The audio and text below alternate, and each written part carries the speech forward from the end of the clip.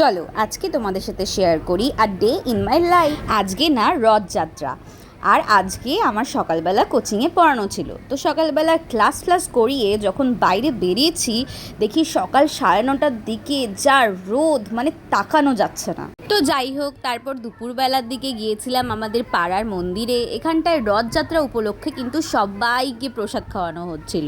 তারপর আমি আর মা কিন্তু প্রসাদ দিয়ে বাড়ি চলে এসেছিলাম। যেহেতু একদমই আমাদের বাড়ির কাছে, তাই বেশি সময় কিন্তু লাগেনি। আর আমার মতো কাদের কাদের পুজোর খিচুড়ি খেতে ভালো লাগে একটু জানাও তো আমাকে। আর এই ক্লিপটা না বিকেল 5:30টার দিকে, দেখতে পাচ্ছ এখনো কতটা রোদ রয়েছে। যাই হোক, তারপর এক এক করে আমাদের বাড়ির সামনে দিয়ে রথ আসছিল। আর আমার তো রথ টানতে দারুণ লাগে।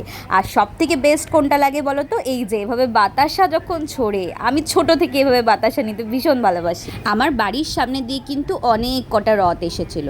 আমি সব কটা ক্লিপ নিতে পারিনি, কিন্তু যে কটা পেরেছি তোমাদের সাথে শেয়ার করলাম। আর এটা না আমাদের শহরের ইসকন মন্দিরের রথ, দেখো কি সুন্দর সাজিয়েছে। তারপর সন্ধেবেলা তো একটু ছানা খেয়ে নিয়েছিলাম। এই দিনের details what I it in a day কিন্তু আমি অলরেডি পোস্ট করে ফেলেছি, তো চট করে গিয়ে সেই ভিডিওটাও দেখে নাও প্লিজ। আর এরকম আরও ভিডিওস পেতে আমার চ্যানেলটা সাবস্ক্রাইব করে নাও। বাই।